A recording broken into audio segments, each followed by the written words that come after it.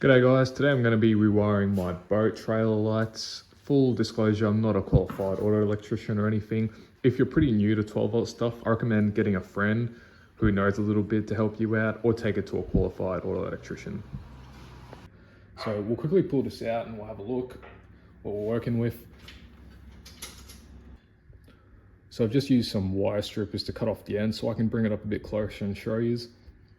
You can definitely tell just seeing all the saltwater crystals that are formed on the contacts there that these connectors have had some pretty bad saltwater corrosion. All right, so after a quick run to the shops, this is what I've got. So these trail lights are rated to go fully underwater. I've actually had them for quite a while. Today I was really hoping that the only thing I'd have to do was actually change out the lights, but after seeing the state of the copper inside the harness, I figured it's best if I just do the whole thing, just so it lasts a bit longer. So I ended up just getting 10 meters of this 5-core cable and 2 packs of these heat shrink solder splicers, which I'll use for the smaller wires. I've got a bit of heat shrink laying around from other projects. To be honest though, you're probably better off just buying a pack that has the trail lights already wired up to 10 meters of 5-core cable. That way you don't have to worry about doing all the little connections and making it all watertight and all that sort of things.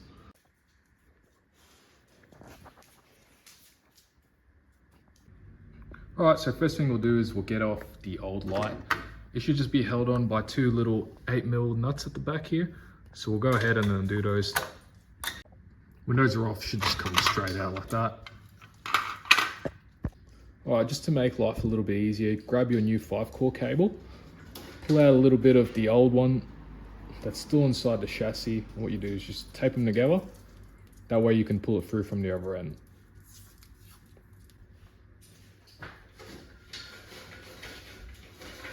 Cool, so now that's been run through, you can go ahead and grab your new light and you can bolt it on. Come on, mate.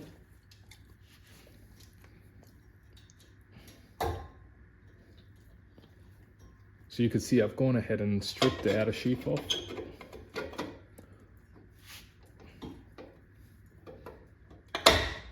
All right, so that's bolted on now. You can start preparing the wires for connection. You've got a few different colors here. You've got brown for your tail lights, white is your earth, red is brake, and yellow and green are your indicators. Left-hand side is yellow, so we're just gonna tuck the green one away since we won't be using it on this side. I'm just gonna cut the end off, put a little bit of heat shrink over the top of that one since we won't be using it. You notice I like to offset my cuts, and I'll explain a little bit later why I like to do that.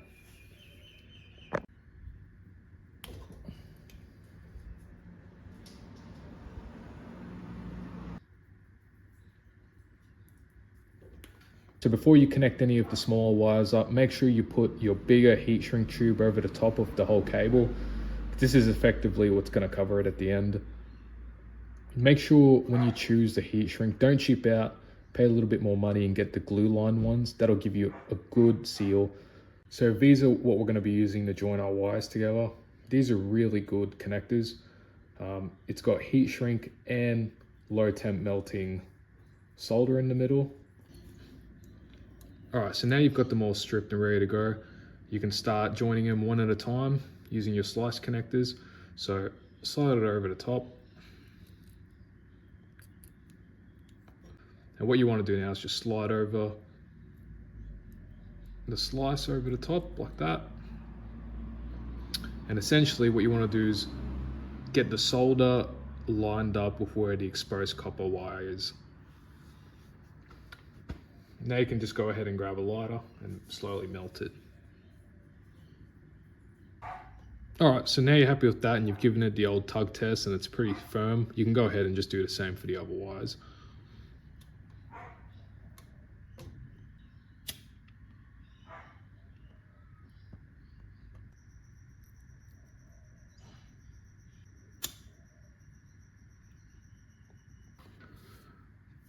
Cool, so when you're happy with all the connections, you can grab that big tube of heat shrink that you put on earlier to cover them all up.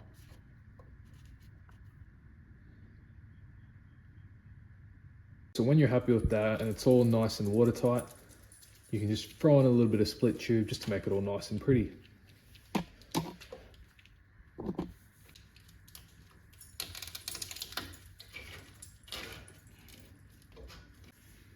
Cool, and that's pretty much it, guys. Now you just need to do the same for the other side. Righto, so I've gone ahead and done the other side. As you can see, all the connectors are nice and done up. Now I can just go ahead and put a big layer of heat shrink over the top.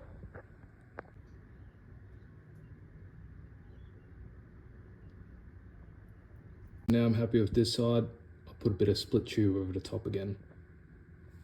All right, so I've just run the cable through the chassis and up to the front here. What I've noticed is 5 meters on each side was a little bit too short from what I wanted. I don't want the cable under stress through the chassis.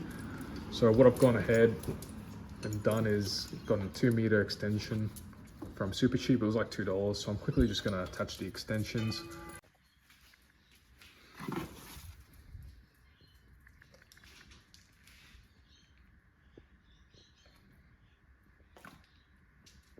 So this is a little diagram I've made up to show the viewers how I'm going to be wiring up my trailer lights.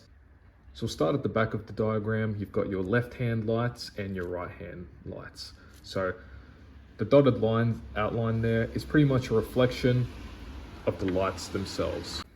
So if you look inside the dotted lines, I've tried to simplify it. So pretty much you've got 3 LEDs inside of the case.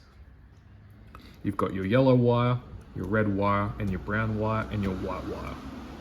So yellow is your left-hand indicator, red is for your stop lights or your brake lights, brown is for your tail lights, and white is for your negative.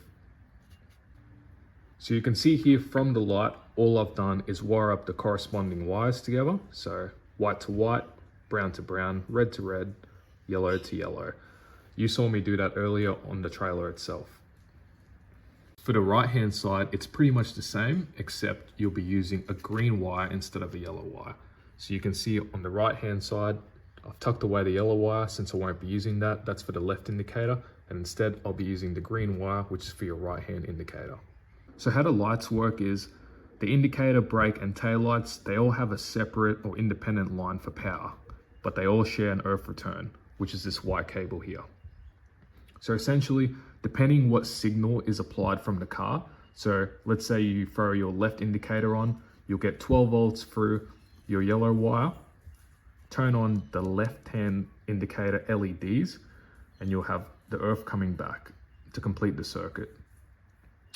And it's the same when you touch the brakes on your car, your red wire will get 12 volts, come through, light up that LED, and then you've got earth return coming back to the car to complete that circuit. When you're using all of them, they'll all get 12 volts and they'll all share the same earth return.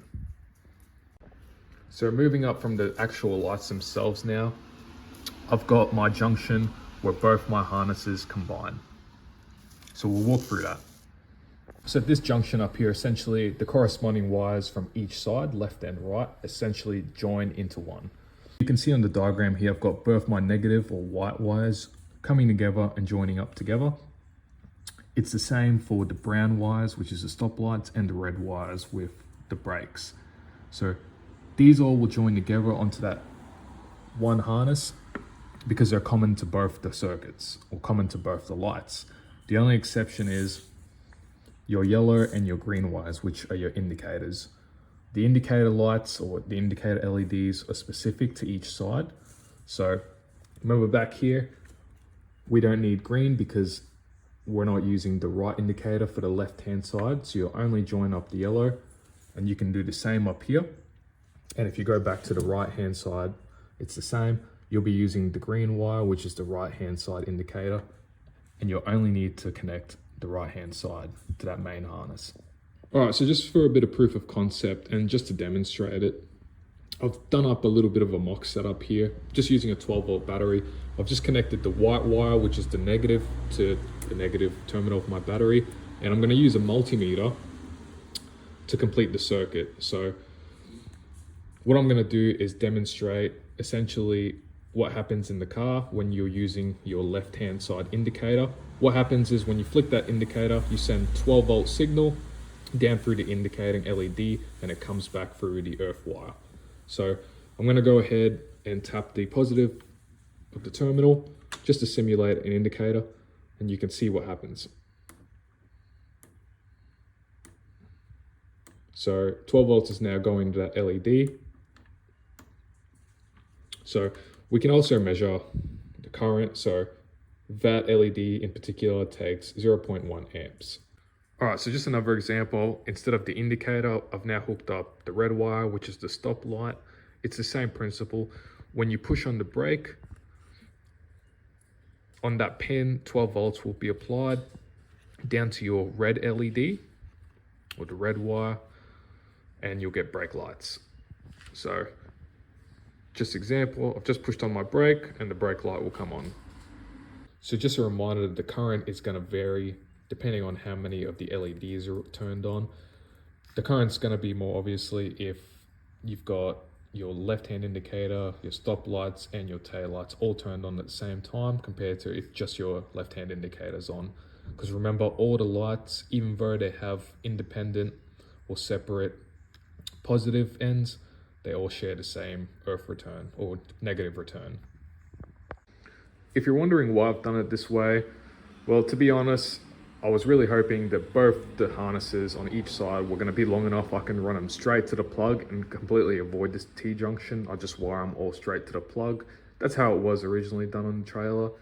Another way I could have done it is instead of running it on both sides along, you could just run one long wire all the way to one side. And what you do is you just run a shorter lead on the back of the trailer to hook up to this side, and your T-junction will be at the back. A reason why I kind of like it this way, where I've got two sets of harnesses running either side of the trailer, is if I was to have it done at the back like that, the junction where both trailer lights get power from is now underwater. At the front, how it is, it'll stay dry because that part of the trailer won't be going underwater. And the thing is, with this setup, it's now underwater. If the junction somehow goes or it gets too much corrosion or any reason it stops working, now I'm going to lose both trailer lights. Whereas keeping them independent like this sort of gives it a little bit of redundancy. Yeah, you could argue it's another point of failure, but I do believe that the connections I've used are better when only 2 wires are going in instead of 3. So you probably noticed earlier in the junction where I've got both harnesses combining, I've used all different types of connectors. I didn't do that because I was running out of connectors. I did that to really just showcase all the different types I could have gone with. I could have gone with these insulated bullet connectors, insulated spade connectors, straight through butt connectors, the heat shrink with the low temp solder, or you could solder and just put heat shrink over it. So for this application, I'm probably going to go with either of these 3 over these 2, just because in my experience, these tend to have, popped out from each other. But out of the 3, I do like this type of connection here, and I use that at the back end of my trailer. So this is actually quite blown out and they're staggered. I've done that purely for more demonstrative purposes. In reality, when I do it on the actual trailer, these are all going to be a lot more tight, and I'm going to stagger them again. And I'll show you why I do like the staggering. So with the whole staggering or offsetting connections, I'll show you a quick demonstration why I like to do it. Let's say I've installed a radio, a 12 volt radio or something, some sort of 12 volt appliance, and you've got your earth cable and your positive running inside a bit of conduit or something running to the appliance. Let's say you've got a bad crimp or bad solder and the connections come undone, and now you've got these 2 loose inside that bit of conduit. It's much easier for them to short together because they're right next to each other. So now this is an example of connections that have been offsetted with each other. So now let's say you've got your power and your earth cable in a bit of conduit running to your appliance and they've come undone. Now with that gap or that offset, there's a lot less chance that they're going to short out with each other. Now, hopefully you will have a fuse anyway, so you shouldn't have to worry about it, but it's just a technique I learned from someone when I was a fitter, and I've done it ever since. Just another thing to note is I'm using 5-core cable here because all I'm doing is running power to a set of lights, essentially. If you wanted to look at running power to electronic brakes or power 12-volt appliances, you're gonna look at getting, I think, 7-core wire, just for some extra connections. And you've got to remember as well, everyone's is gonna be a little different depending on what lights or what setups or just sort of how you configure your system. So one thing you need to note is you got to make sure that the size of the wire is big enough to handle the amount of amps all your appliances are going to draw. So you want to over engineer it. If you've got too much current going through for a little wire, that's when it's going to burn up and cause a fire. On top of that, make sure you use heat shrink or some sort of insulation on all your connections or exposed wires, including the bits you didn't end up stripping or use. Just put a bit of heat shrink over them. The biggest causes of fires in electrical wiring is, one, like I said earlier, you've got too much current going in a small wire, or you've got something exposed and it's going to short out, and that's what causes a fire as well. So I've gone ahead and just connected up the trailer plug. So you can see on this one, each connector is labeled, which makes life so much easier. And you pretty much just hook up the right wire for the right spot. Like I've talked about previously. Green, right hand indicator, so you can see signal R, or signal right hand side. Brown is for tail lights, white is for earth, red is for brake lights or stop lights, and yellow is for left hand signal. And how you connect these up essentially is you just strip off a bit of the wire at the end, use a little Phillips head and just screw them down in the contacts. Now that's all done, I can go ahead and test now.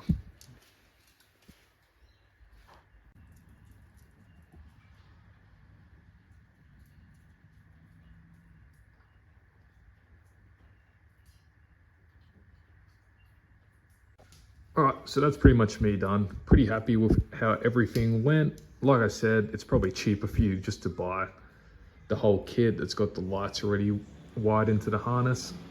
Like I said earlier, I am not a qualified auto electrician or anything. So if you're not confident, don't go ahead and do it. Hopefully this gives you just a bit more of a guide. Hope you guys enjoyed.